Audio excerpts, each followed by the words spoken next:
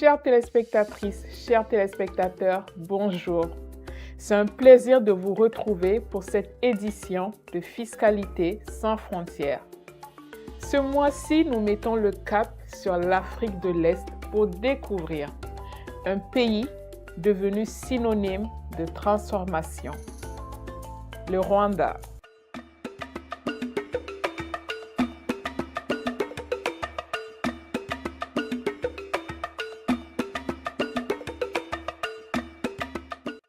Mesdames, Messieurs, bonjour. Merci d'être là pour ce numéro dédié au Rwanda, petite nation enclavée, mais grande par ses ambitions, son énergie réformatrice et son désir de devenir un hub de compétitivité au cœur de l'Afrique. Permettez-moi d'introduire ce numéro par une citation de Paul Kagame qui dit que notre avenir ne se construit pas sur nos blessures, mais sur notre capacité à nous réinventer. Cette phrase porte l'âme d'un pays qui ne cesse de se réinventer. La fiscalité y tient un rôle moteur, mais elle ne peut réussir que si tout l'écosystème évolue. Le Rwanda compte environ 14,3 millions d'habitants en 2024 pour une superficie de 26 338 km². Ville étincelle de la transformation, Kigali est devenue une vitrine de propreté, des services modernes et des bonnes pratiques urbaines en Afrique. Dans ce petit territoire, le Rwanda a su tisser des liens forts avec les institutions régionales. Le Rwanda, membre de la Communauté d'Afrique de l'Est, et de la zone de libre-échange continentale africaine, s'appuie sur une intégration régionale solide pour étendre ces échanges, attirer les investisseurs et renforcer la coopération économique dans la région des Grands Lacs. Il est également animé par des accords de non-double imposition avec plus d'une dizaine de pays, réseau qu'il continue d'élargir.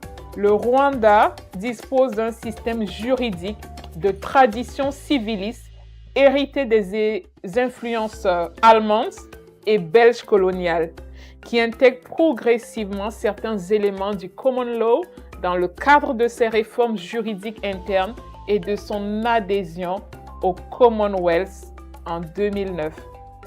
Le pays s'est doté de tribunaux commerciaux spécialisés et d'une Cour suprême indépendante, garant de la sécurité juridique des affaires. Les procédures sont largement digitalisées et le Rwanda figure parmi les premiers pays africains en matière de transparence et de gouvernance. Sur le plan international, le Rwanda est membre du CIRDI, qui est le Centre international pour le règlement des différends relatifs aux investissements, et aussi de la MIGA, qui est l'agence multilatérale de garantie des investissements, ce qui renforce justement la protection des investisseurs étrangers et leur accès à des mécanismes de règlement de différends fiables. Le potentiel du marché rwandais est multiple. L'agro-industrie moderne, notamment la transformation de la banane plantain, du thé, du café de spécialité, du manioc et des fruits exotiques constitue l'un des secteurs les plus prometteurs.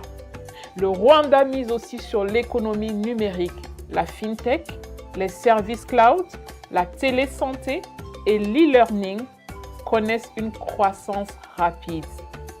Dans l'énergie, avec 7 à 8 heures d'ensoleillement par jour en moyenne, les projets solaires, l'accès à l'énergie hors réseau et la micro-hydraulique attirent des investisseurs innovants.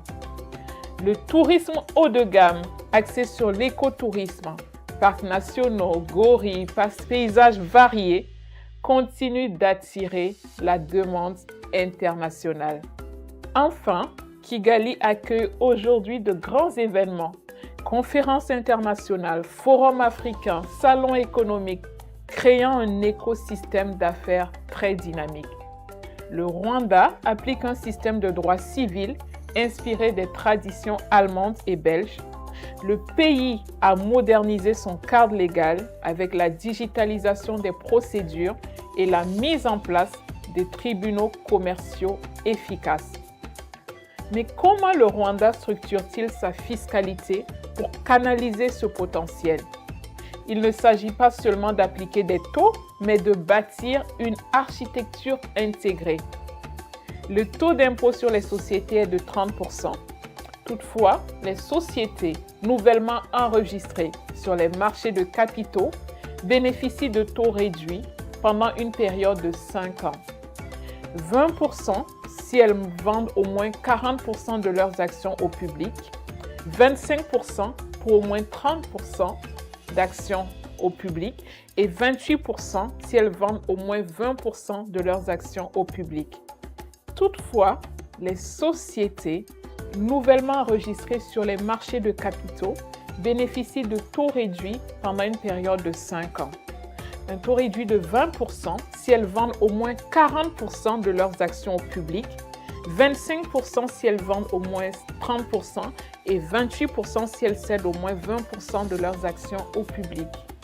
La TVA fixée à 18% s'applique à la majorité des biens et services avec des exemptions ciblées pour les médicaments ou certains intrants agricoles. L'impôt sur le revenu des personnes physiques est progressif, allant de 0 à 30% selon les tranches de revenus.